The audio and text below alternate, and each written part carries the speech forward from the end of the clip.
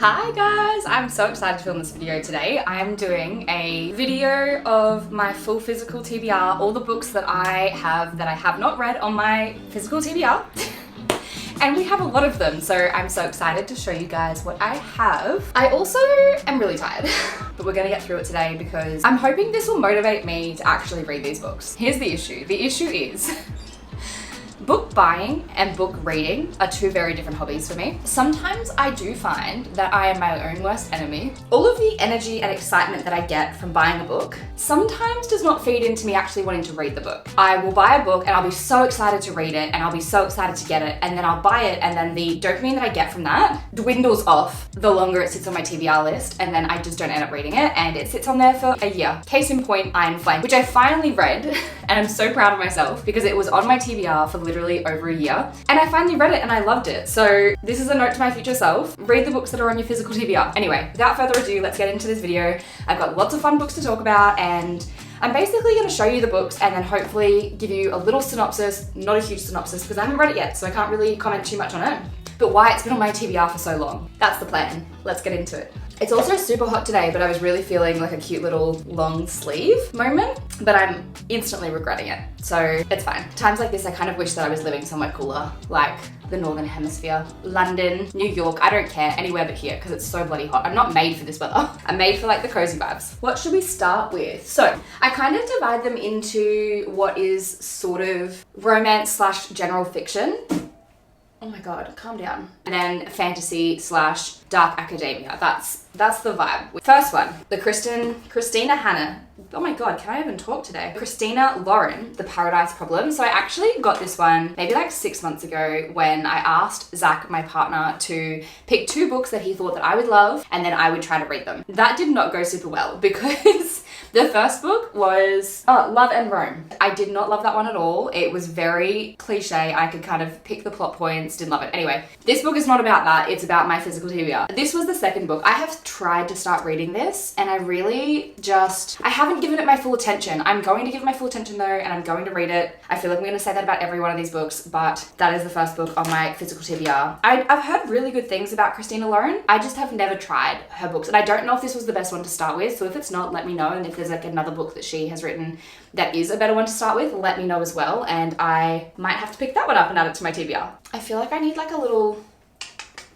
Oh, I was also going to tell you guys about the 2 books that I've actually started reading. So these are technically on my physical TBR. I just haven't finished them yet. So the first one is Two Twisted Crowns. So about 100 pages into this one. I loved the first book, which was One Dark Window. The second book is really good as well. They're just super easy to read. The magic system is so interesting. It's like a dark gothic fantasy without all of the world building that you would get in like a really high level fantasy. It's just so good. It's a duology as well. They're not super long, so you're not like sitting there for months on end reading a series. I'm just really enjoying the characters, so yeah, I really like that one so far.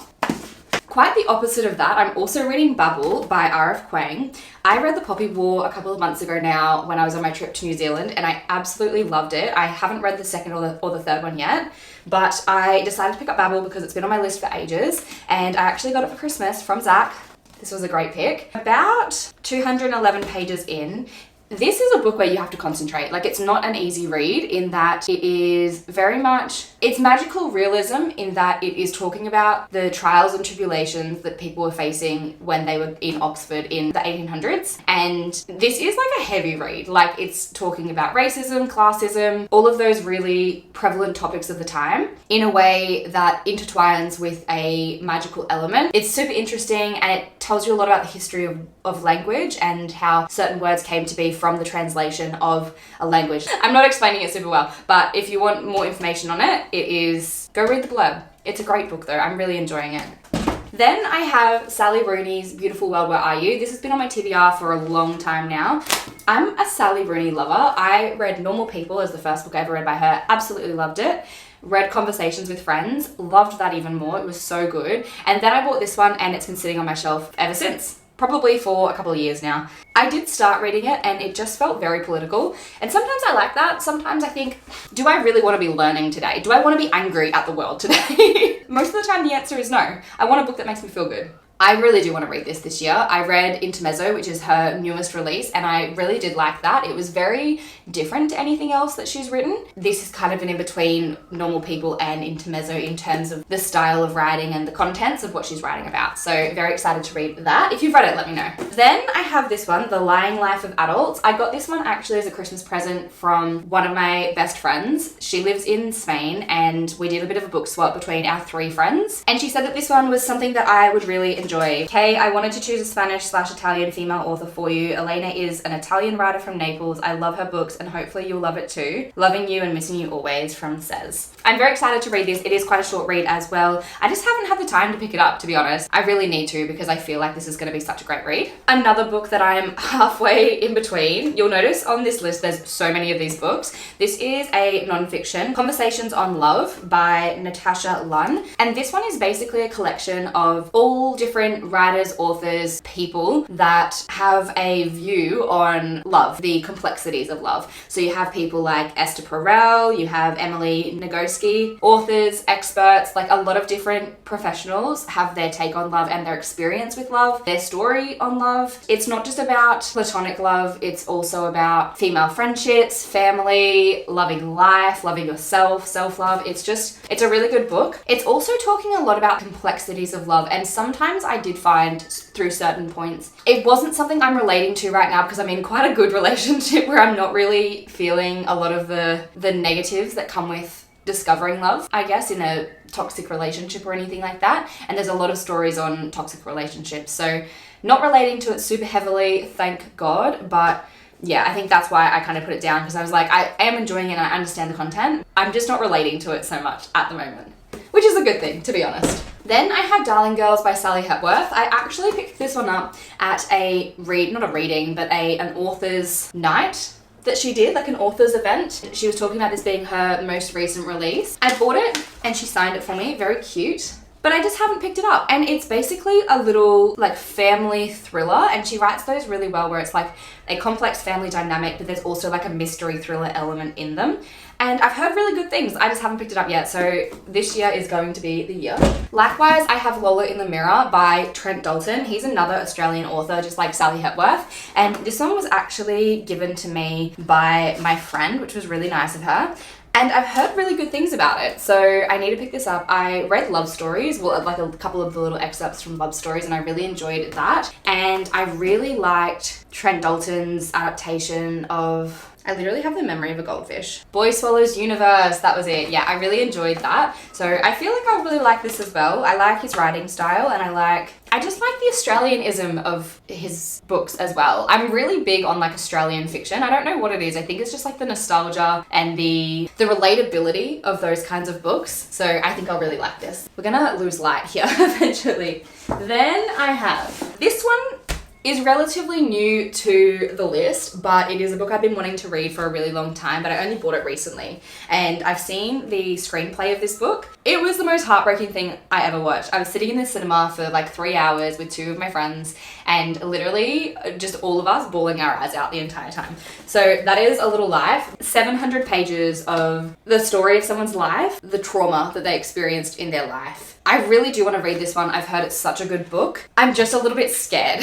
I'm scared of how much this is going to emotionally ruin me. That's why I haven't picked it up thus far. But I am going to read it this year, because I just know it's such a good book, and I want to experience it for myself. And I feel like you get so much more out of a book than you do a screenplay or a movie, because there's just so much more room for building the characters and just the little intricacies of the story. So yeah, very excited to read that. Then we have Eleanor Oliphant Is Completely Fine. This one here, I have started to read. I've gotten up to page 51. It's been on my TBR for a while, and you can tell that because the pages are yellow.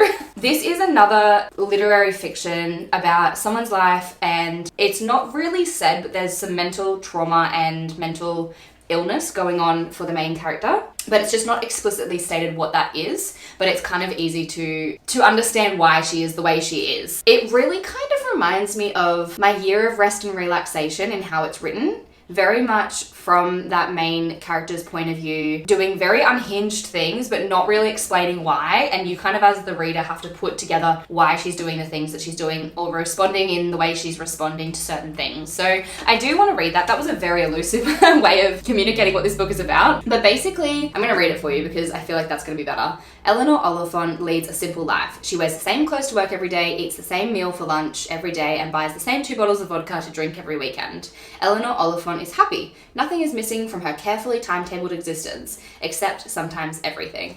I've heard really good things, so I do want to actually give it a go. I think I'm going to start it from the beginning though. Like, I don't think I'll keep going from page 100 that I read 3 years ago. But if you guys have read this, let me know. I feel like it's a bit of a classic at this point. Then we have Cleopatra and Frankenstein, which again, I did start reading. I got to page 10, so really didn't go too far into it. It's basically about a girl who is in, I think, New York City, potentially.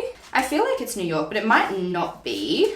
Anyway, she's in America and she goes into a marriage of convenience with a guy called Frank, and her name is Cleo. They basically have this marriage so that she can get a green card to live in the country. And little do they know that they actually have quite a lot in common, and they develop a relationship from there. I don't know why I haven't picked this one up yet. Again, I've had this one on my list for so long and I just haven't reached for it, but I'm really excited to get into it. I think I just find literary fiction a bit intimidating, and that's why they sit on my shelf for so long. So maybe this is the year that I actually just like commit to starting to read them, because a lot of these are literary fiction. I tend to go for like easy romances. Sometimes I'll pick them off my TBR a little bit more, or I'll go for like a fantasy because I know I'm going to enjoy that and understand it, whereas these take a little bit more brain power to actually like get the message and like the underlying metaphor of what's going on. It should be fun though, you know, like reading is a fun experience and it shouldn't be work. Sometimes it feels like work. Anyway, this one is called All My Rage by Sabaa Tahir. This was one of our book club books that there are some book club books that we pick. Every single one of us in my little book club struggle to read. And this was unfortunately one of them. I do want to read it because I have it, I bought it. It's basically a then and now timeline between two couples, I guess. It's about family and forgiveness, love and loss that crosses generations and continents. I think this is about a bit of an immigrant story. I don't know why I didn't want to pick it up, to be honest. Like, it's not even that long of a book. I really just need to pick it up and read it. That's the long and short of it. And the last one is, I said the last one, I've got so many more to go through. I'm gonna run out of room on my SD card. Is The Goldfinch by Donna Tartt. I really do want to read this. I feel like when I bought it, I just wasn't in the right headspace to actually read it. It is a chunker of a book. Like, this is 850 pages of literary fiction. I'm scared. I actually also want to read The Secret History, but I feel like I need to read this first. If I buy The Secret History, this is my justification. If I buy The Secret History, this will never get read because I'll opt to read that one first because it's more dark academia, whereas this is not. I'm excited. If you guys have read this, let me know. I've heard it's like a cult classic, but I just haven't gotten around to it, as is the way with many of these books. Hey, we're almost up to fantasy. So we have Little Fires Everywhere by Celeste NG. I don't know how to pronounce that. I got this because I really enjoyed Big Little Lies, and I felt like this would be quite similar. I've started trying to read it and I really couldn't get into it, but I really haven't given it that good of a go. I also just hate when they have the covers that look like the series, like the TV adaptation, rather than like the original cover. So I don't even know why I bought this. This was before my BookTok era, I think.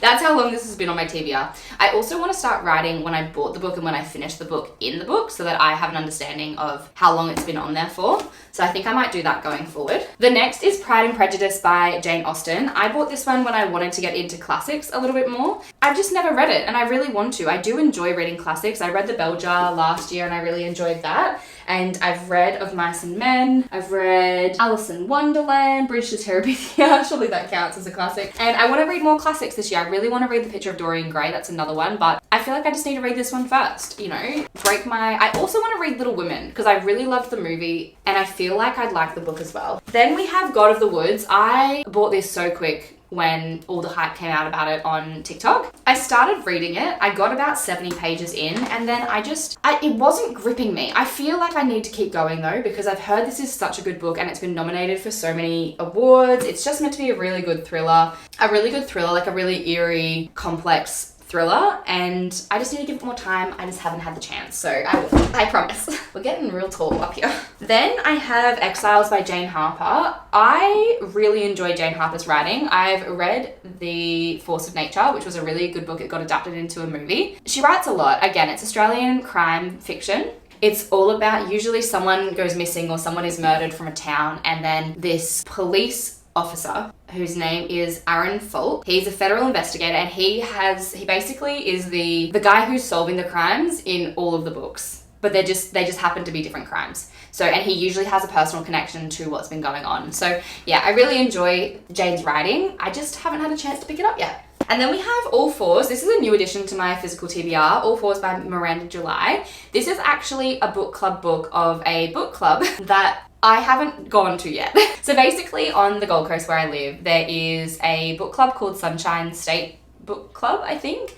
And basically they meet once a month and go for coffee, go down to the beach, talk about the book of the month. I keep seeing it, but every time I've wanted to go, it's been a book that I've already read. So I really wanted to go with a book that I'd never read before so that I could have like really fresh and new opinions on it, if that makes sense. And this was the new book that they announced for the month of February. So I bought it, and I'm pretty sure it's about sex. It's about a middle-aged woman who rediscovers her sex life. I'm pretty sure. I could be completely wrong, but I'm sure I saw a synopsis on that, and it's meant to be really good, so I'm excited. And it's not super long either, which I love. Oh, we're getting tall. Okay, now we're on to fantasy. I've got about 18 minutes, so I've really got to speed this up. So the next 3 are actually part of a series that I bought when I'd read the first one, and I have never picked them up since. I really want to because I really enjoyed this first book. It is a young adult, which I don't usually read, but I just ate it up. I thought it was such an interesting concept, and that series is The Naturals, and these are the next 3 books. To be fair, I did buy, I believe, these 2 from an op shop, and they were like $2 each and in perfect condition, so obviously I had to get those. And then I went and bought Killer Instinct from an actual store.